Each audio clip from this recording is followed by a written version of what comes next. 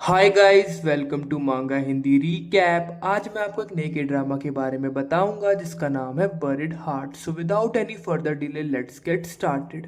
इस एपिसोड की शुरुआत में हमें एक बॉडी को दिखाया जाता है जो कि पानी में तैर रही होती है।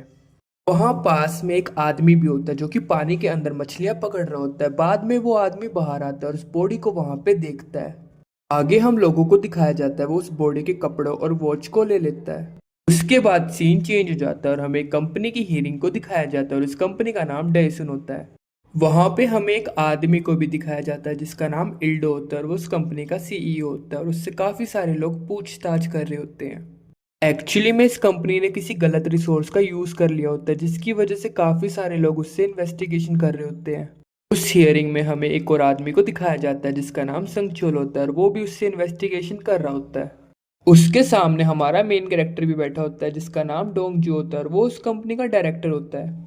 उसने अपना फोन चालू किया होता है और उसके फोन से एक आदमी सारी बातें सुन रहा होता है और उस आदमी का नाम जंगसुन होता है। जंगसुन अपनी वाइफ के साथ बैठा होता है और कॉल पे वो डोंगजू को असेंबली बंद करने के लिए कह रहा होता है। हियरिंग में डोंगजुन सोंगचुल की तरफ देख रहा होता है और सोंगचुल भी डोंगजुन की तरफ देख रहा होता है। इसके बाद हमें एक फ्लैशबैक दिखाया जाता है जिसमें सोंगचुल अपने सेक्रेटरी के साथ घर पे आ रहा होता है और डोंगजुन उसको वहां पे मिलता है। आगे तीनों घर के अंदर बैठे होते हैं जहाँ डोंगजू के हाथ में एक बिल्ली का बच्चा होता है और वो एक शर्ट सोंगचुल को गिफ्ट करता है और कहता है ये काफी खास शर्ट है और ये शर्ट चेयरमैन ने उसके लिए भिजवाई है। उस शर्ट के नीचे बहुत सारे पैसे रखे होते हैं। पहले तो संगचुल उन पैसों को ले लेता है लेकिन बाद में वो थोड़ा अलर्ट हो जाता है। और तभी संगचुल का सेक्रेटरी डोंगजू को खड़ा होने के लिए बोलता है लेकिन डोंगजू खड़ा नहीं होता। इसलिए संगचुल का सेक्रेटरी डोंगजू को खड़ा करके पंच मारता है और उससे एक रिकॉर्डिंग डिवाइस निकाल लेता है। इस बात पे संगचुल डोंगजू को डांट रहा होता है और कहता है कि मुझे पहले से ही पता था कि तुम कुछ ऐसा ही करोगे और डोंगजू उससे माफी मांग रहा होता है। बाद में वो उसको एक पार्सल दिखाता है और अकेले में डिस्कस करने को कहता है। थोड़ी देर बाद संगचुल उसको एक अलग रूम में ले जाता है और उस पार्सल को देख रहा होता है जिसमें लिखा होता है कि संगचुल ने उन लोगों से पैसे लिए हैं और डोंगजू उसको साइन करने के लिए कह रहा होता है। लेकिन संगचुल डोंगजू से कहता है कि मैंने तुमसे कोई पैसे लिए, इस बात का तुम्हारे पास कोई प्रूफ नहीं है और साइन करने से मना कर देता है। डोंगजू संगचुल को पंच मारता है और उसे दूसरा रिकॉर्डिंग डिवाइस दिखाता है। इसके बाद हमें वही बिल्ली का बच्चा दिखाया जाता है और यहाँ हमें पता चलता है कि डोंगजू ने वो रिकॉर्डिंग डिवाइस बिल्ली के बच्चे के गले की घंटी में छिपा रखा होता है और इसीलिए संगचुल को उस डॉक्यूमेंट पे साइन करना पड़ता है और डोंगजू उसको हियरिंग बंद करने को कहता है। इसके बाद हम लोग प्रेजेंट सीन में आ जाते हैं जहाँ पे डोंगजू वही घंटी दिखा के संगचुल को इशारे कर रहा होता है। जिसके बाद संगचुल वहां पे खड़ा हो जाता है और हंगामा करके हियरिंग को बंद कर देता है। डोंगजू वहां से चला जाता है और उसके बाद वो कॉल पे जंगसुन को बता रहा होता है कि उसने हियरिंग को बंद करा दिया है। जंगसुन उससे पूछता है कि उसने ये सब कैसे किया और डोंगजू उसको सारी बात बता देता है। इसके बाद इल्डो डोंगजू से मिलने आता है और उसे अप्रिशिएट कर रहा होता है लेकिन जब वो जा रहा होता है तब वो थोड़ा डिसअपॉइंटेड नजर आता है। इसके बाद इल्डो घर जाता है जहाँ पर उसकी वाइफ उसका वेट कर रही होती है। उसका नाम डकी होता है और वो चेयरमैन की बेटी होती है। इसके बाद डकी उसको अंदर ले जाती है और बताती है कि चेयरमैन उसके साथ ड्रिंक करना चाहते हैं। इसके बाद इल्डो डक्की से कहता है लेकिन सब काम तो डोंगजू ने किया है। आगे हम लोगों को दिखाया जाता है कि वहां पे डोंगजू भी आया होता है और वो चेयरमैन की तिजोरी से ड्रिंक निकाल रहा होता है। पीछे से इल्डो भी आ जाता है जिसे देख के डोंगजू थोड़ा हैरान हो जाता है। इल्डो डोंगजू से कह रहा होता है कि तुमने मुझे पहले बताया क्यों नहीं कि अब हियरिंग नहीं होगी। लेकिन डोंगजू उससे कहता है कि उसको लगा कि ये बात उसे पहले चेयरमैन को बतानी चाहिए। इसके बाद हमें कुछ दिन पहले के सीन को दिखाया जाता है जिसमें इल्डो वर्कआउट कर रहा होता है। डक्की इल्डो के पास आती है और उसे कंपनी में हुए स्कैंडल के बारे में दिखा रही होती है और उसे ये भी बताती है कि तुम्हें कल असेंबली हियरिंग के लिए जाना होगा जो हमें एपिसोड के स्टार्ट में भी दिखाई गई थी। इसके बाद इल्डो डोंगजू को खिड़की से देख लेता है और डक्की से पूछता है कि इसको पक्का तुम्हारे फादर ने ही बुलाया होगा। बाद में हम लोग प्रेजेंट सीन में आ जाते हैं जहाँ इल्डो डोंगजू और चेयरमैन तीनों इकट्ठे एक रूम में बैठे होते हैं। इल्डो चेयरमैन के ग्लास में वाइन डाल रहा होता है लेकिन चेयरमैन उस वाइन को नहीं पीता। बाद में डोंगजू चेयरमैन के ग्लास में वाइन डालता है और इस बार वो पी लेता है। वो तीनों असेंबली के बारे में बात कर रहे होते हैं। बाद में डक्की वहां पे आ जाती है और अपने पिता से अपने ग्लास में वाइन डालने को कहती है।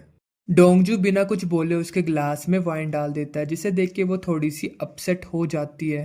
बाद में डक्की डोंगजू से उन तीनों को प्राइवेसी देने को कहती है। बाद में डोंगजू को बाहर कर दिया जाता है और वो वहां बाहर वेट कर रहा होता है। सेक्रेटरी डोंगजू के पास आती है और उसे बताती है कि आज चेयरमैन ने आपको बाहर जाने के लिए कहा है। अगले सीन में डोंगजू अपने काम पे होता है और उसके साथ एक आदमी भी होता है जिसका नाम मुनहान होता है। मुनहान डोंगजू से कह रहा होता है कि अच्छा है तुमने असेंबली को बंद करवा दिया, वरना पता नहीं चेयरमैन के साथ क्या होता। बाद में उन लोगों के पास एक आदमी आता है और वो डोंगजू से कहता है कि तुम्हें चेयरमैन बुला रहे हैं। तभी वहां पे एक लड़की भी आती है जिसका नाम युन नाम होता है। डोंगजू उस लड़की को ऑब्जर्व कर रहा होता है और उसके ब्रेसलेट को देखता है। ह्यून यहाँ पे बता रहा होता है कि ये लड़की कौन है और ये देसन एनर्जी के हेडक्वार्टर में ही काम करती है। वो उन दोनों को इंट्रोड्यूस कराता है और बाद में वो दोनों एक दूसरे को ग्रीट कर रहे होते हैं। बाद में जब वो जा रही होती है तो डोंगजू उसको देख रहा होता है। ये जंगसुन को दिखाया जाता है जो कि डोंगजू से कह रहा होता है कि शायद तुमने मुझे पहली बार देखा है। बाद में वो सब लोग एक सीक्रेट रूम में जाते हैं और जंगसुन उस रूम की तारीफ कर रहा होता है। उनसे वो रूम रेंट पे मांगने लग जाता है, लेकिन चेयरमैन ये सुन के साफ मना कर देता है। उस रूम में वो सब लोग डेसुन और जेसन ग्रुप के कोलैबोरेशन की बात कर रहे होते हैं। चेयरमैन कोलैबोरेशन के बारे में डोंगजू से पूछता है और डोंगजू चेयरमैन से कहता है कि जैसा आपको ठीक लगे। जेसन उसके बाद कहता है कि अभी हम ये सब नहीं कर सकते, पहले उसको अपने बंदे की परमिशन लेनी होगी, और उसके बाद वो एक बंदे को कॉल करके परमिशन लेने लग जाता है। हमें उस बंदे का चेहरा नहीं दिखाया जाता, लेकिन उसके हाँ करते ही जेसन उन लोगों को बताता है कि बॉस मान गए और उनकी कंपनी हमारी कंपनी के साथ मर्ज होने वाली है। इसके बाद डोंगजू अपने घर चला जाता है। वहां पे वो पेंटिंग वाले कमरे में आवाज देता है और कहता है कि मुझे पता है कि तुम यहीं पर हो, और बाहर निकलने के लिए कहता है। इसके बाद वहां पे एक लड़की आ जाती है और वो डोंगजू को हक करती है, और यहाँ पे हमें पता चलता है कि ये लड़की और कोई नहीं इमनाम होती है, जिसे हमें ऑफिस में दिखाया गया था। असल में ये दोनों कपल होते हैं और एक दूसरे के साथ रिलेशनशिप में होते हैं। बाद में हम लोगों को इनका किसिंग सीन दिखाया जाता है। थोड़ी देर बाद डोंगजू उससे ऑफिस में आने का रीजन पूछता है कि तुम चेयरमैन के ऑफिस में क्या कर रही थी। तब युमनाम कहती है कि आज उसके एग्जीक्यूटिव डायरेक्टर्स नहीं आए थे, जिसकी वजह से उसको सारा काम करना पड़ा था, और बस इसी कारण की वजह से आज वो ऑफिस आई थी। डोंगजू उसे शौक होकर देख रहा होता है और तभी उसको उसके फ्रेंड की कॉल आ जाती है। वो उसे बताता है कि चेयरमैन की ग्रैंड डॉटर की शादी होने वाली है, और वो उसे ये भी कहता है कि तुम तो चेयरमैन की ग्रैंड डॉटर के साथ शादी करना चाहते थे ना, ताकि तुम उस कंपनी के चेयरमैन बन सको। डोंगजू शौक होकर पूछता है कि क्या मैंने कभी ऐसा कहा था। की ह्यून हंसते हुए कहता है कि हाँ तुमने ऐसा कहा था। इसके बाद डोंगजू इमनाम के पास चला जाता है और उसे बताता है कि चेयरमैन की ग्रैंड डॉटर की शादी होने वाली है और उसे बहुत सारी प्रिपरेशन करनी होगी। इमनाम के फेस एक्सप्रेशन चेंज हो जाते हैं और वो उसे कहती है कि तुम मुझे ये बात क्यों बता रहे हो, मैंने तो तुमसे ये बात नहीं पूछी। ये सुन के डोंगजू कहता है कि मुझे लगा तुम जानना चाहती हो तो मैंने बता दिया। इमनाम कहती है कि मेरी वजह से तुम यूरोप नहीं जा पाए। इसे सुनकर डोंगजू कहता है कि इसमें तुम्हारी गलती नहीं है, असल में मैं खुद ही तुम्हारे प्यार में पड़ गया था। और वो उससे ये भी पूछता है कि तुम मुझसे हर रोज एक ही सवाल क्यों पूछती हो, जिसे सुन के इमनाम कहती है कि मुझे तुम्हारे मुंह से ये बात सुनना अच्छा लगता है।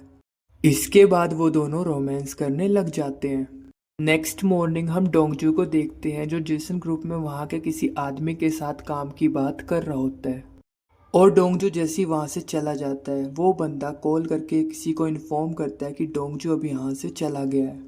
बाद में डोंगजू ऑफिस आता है और वहाँ पे वो एक लड़की को देखता है जिसका नाम गुकी होता है। असल में चेयरमैन की दूसरी डॉटर होती है और वो उस कंपनी की सीईओ भी होती है। गुकी गुस्से में कहती है कि मैं इस कंपनी की सीईओ हूँ, तो तुमने मुझे इस कंपनी के कोलैबोरेशन के बारे में क्यों नहीं बताया, क्या मुझे कुछ पता नहीं होना चाहिए। डोंगजू कहता है कि मैं सिर्फ चेयरमैन के लिए काम करता हूँ। गुकी ये सुन के गुस्से में कहती है कि वो ज़्यादा दिन तक चेयरमैन नहीं रहेंगे, इसलिए तुम्हें मेरी बात माननी चाहिए अगर तुम इस प्रोफेशन में आगे जाना चाहते हो तो। डोंगजू ये सुन के कहता है कि मैं ऐसा प्रिटेंड करूंगा कि जैसे मैंने अभी अभी कुछ सुना ही ना हो। गुकी फिर भी उसे उसके साथ काम करने के लिए कहती है, लेकिन डोंगजू उसे साफ साफ मना कर देता है। गुकी बाहर आने के बाद खुद से कह रही होती है कि मैं उस बंदे को ऐसा कैसे कह सकती हूँ, मुझे तो ये भी नहीं पता कि वो यहाँ कब से है। गुकी से बात खत्म करने के बाद डोंगजू चेयरमैन से मिलने के लिए बाहर आता है। वहां चेयरमैन उससे कहता है कि जो मैंने तुमसे मंगाया था क्या वो तुम लाए हो। जिसके बाद डोंगजू अपनी पॉकेट से एक लॉलीपॉप निकाल के उनको दे देता है। चेयरमैन डोंगजू से कहते हैं कि इस कोलैबोरेशन के बाद मुझे एक वाइस प्रेसिडेंट की ज़रूरत है। गुकी अभी नादान है और उसे ज़्यादा एक्सपीरियंस नहीं है, क्यों ना हम इल्डो को वाइस चेयरमैन बना दें। पर मुझे उसकी काबिलियत के बारे में भी नहीं पता, क्यों ना तुम उसके साथ रहो और मुझे उसका फीडबैक दो। ये बात सुन के डोंगजू ये काम करने के लिए मान जाता है। नेक्स्ट मॉर्निंग इल्डो अपने काम से बाहर जा रहा था और तभी वो डोंगजू को वहां पे आते हुए देखता है। डोंगजू उसके पास आकर कहता है कि मैं भी आपके साथ चलूंगा। इल्डो उसे कहता है कि तुम मुझे रीजन दो कि मैं तुम्हें अपने साथ लेकर क्यों जाऊं। तो डोंगजू उसे बता देता है कि चेयरमैन आपको वाइस चेयरमैन बनाने वाले हैं और इसके लिए उसको अपना फीडबैक उन्हें देना है। ये सुन के इल्डो उसे अपने साथ ले जाने के लिए मान जाता है। जब डोंगजू वापस आता है तब उसे रास्ते में इमनाम मिल जाती है जो उसका ही इंतजार कर रही होती है। वो उसे देखकर हग कर लेती है। डोंगजू उससे पूछता है कि तुम यहाँ पर क्या कर रही हो, जिसके बाद इमनाम उसे कहती है कि मैं और ज़्यादा इंतज़ार नहीं कर पा रही थी। जिसके बाद वो वहीं पर डोंगजू को किस करने लग जाती है और ये दोनों बहुत देर तक किस करने लग जाते हैं।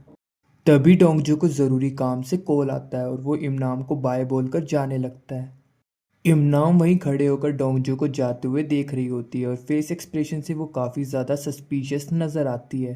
बाद में डोंगजू वही कॉल वाले बंदे के साथ बैठा होता है। असल में इस बंदे का नाम युन होता है और ये चेयरमैन का सेक्रेटरी होता है। युन डोंगजू से कहता है कि तुमने मुझे पहले क्यों नहीं बताया कि चेयरमैन इल्डो को वाइस चेयरमैन बनाना चाहते हैं। डोंगजू युन को सारी बात बताते हुए कहता है कि हमें एक दूसरे का साथ देना होगा। अगर हम हाई पोजीशन चाहते हैं तो हमें एक दूसरे का सपोर्ट करना होगा। डोंगजू की बात सुन के युन भी मान जाता है। इसके बाद डोंगजू घर आ जाता है जहां वो युमनाम के साथ बात ले रहा होता है। तभी उसके हाथ पे बने टैटू को देखकर युमनाम कहती है कि क्या ब्रेकअप के बाद तुम मेरे नाम को मिटा दोगे। और वो ये भी कहती है कि तब तो तुम पक्का किसी और लड़की के साथ घूमोगे और ये सब सोच के तो मुझे हेडेक हो रहा है।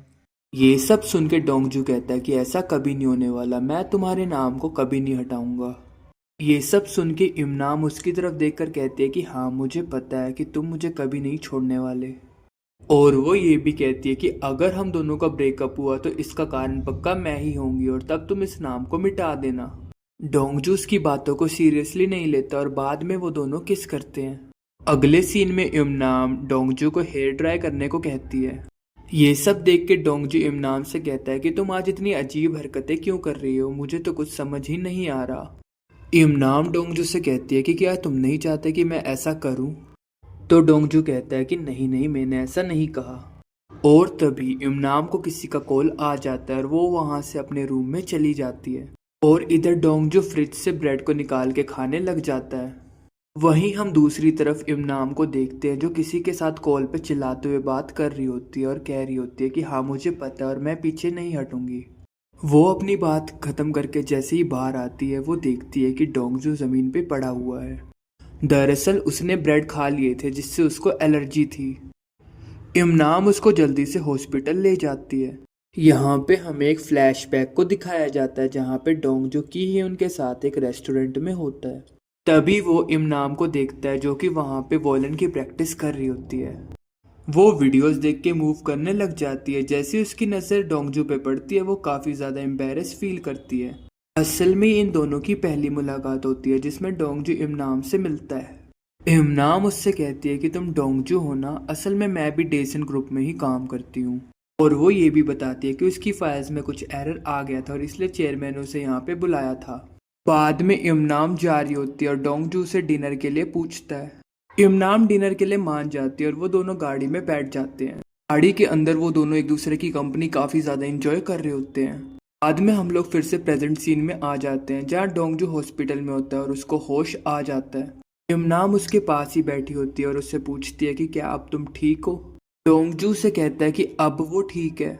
बाद में वो दोनों घर पे आ जाते हैं और किसिस करना शुरू कर देते हैं और बाद में इंटीमेट भी हो जाते हैं। नेक्स्ट मॉर्निंग डोंगजू की नींद एक फ़ोन कॉल से खुलती है। कॉल पे उसे एक होटल में बुलाया जाता है जहाँ पे चेयरमैन की ग्रैंड डॉटर की शादी होगी और वहाँ पे उसको प्रिपरेशन भी करनी होगी। बाद में डोंगजू इमनाम को ढूंढ रहा होता है लेकिन वो उसे कहीं नहीं मिलती। डोंगजू रिंग्स को देख रहा होता है और इमनाम को एक टेक्स्ट करता है कि चलो आज डिनर करते हैं। अगले सीन में हमें होटल को दिखाया जाता है। डोंगजू वॉशरूम में चला जाता है और वहाँ पे एक लड़का भी आ जाता है जिसका नाम ही च्यूल होता है। असल में ही च्यूल डोंगजू का एक पुराना क्लासमेट होता है। ही च्यूल बकवास करते हुए कहता है कि अब वो एक प्रोसिक्यूटर बन गया है। डोंगजू इसके रिप्लाई में कहता है कि अब तुम्हारे जैसा इंसान भी प्रोसिक्यूटर बन गया है, अब पता नहीं इस देश का क्या होगा। हीच्यूल भी रिप्लाई देते हुए कहता है कि तुम्हारे जैसा ठग भी इस कंपनी का डायरेक्टर बना हुआ है। डोंगजू हीच्यूल से कहता है कि वो जल्दी डेसुन ग्रुप का प्रेसिडेंट बन जाएगा। हीच्यूल जोर से हंसते हुए कहता है कि चेयरमैन की ग्रैंडडॉटर की शादी मुझसे ही होने वाली है और अगर ये शादी हो गई तो मैं इस कंपनी का प्रेसिडेंट बन जाऊंगा और फिर तुम्हारे प्रेसिडेंट बनने का सपना सपना ही रह जाएगा। और वो ये भी कहता है कि जिसे तुम अपना मेंटोर मानते हो वो जंगसुन मेरे चाचा हैं और उन्होंने ही ये सब अरेंज किया है। ये सब सुन के डोंगजू को काफी गुस्सा आता है और वो उसे थप्पड़ मार के वहां से चला जाता है। डोंगजू बाहर आ जाता है और वो जंगसुन की तरफ देख रहा होता है जो कि अपने आदमी के साथ बात कर रहा होता है। एकदम से सभी लोग हुटिंग करने लगते हैं और ग्रूम को स्टेज पर बुलाया जाता है और तभी हीचुल खुश होकर स्टेज पर आ जाता है। और तभी वहां पे ब्राइड के आने की अनाउंसमेंट हो जाती है। ब्राइड अपने एडॉप्टिव फादर इल्डो के साथ स्टेज पर आ जाती है। ब्राइड को देखकर डोंगजू काफी ज्यादा शॉक हो जाता है क्योंकि ब्राइड और कोई नहीं इमनाम होती है। डोंगजू को ये सब देखकर कुछ भी समझ नहीं आता और वो इमनाम को आवाज लगाने लग जाता है लेकिन बॉडीगार्ड आकर वहां पे उसको रोक देते हैं। इमनाम डोंगजू को देखने के बाद भी अनदेखा करके आगे चली जाती है।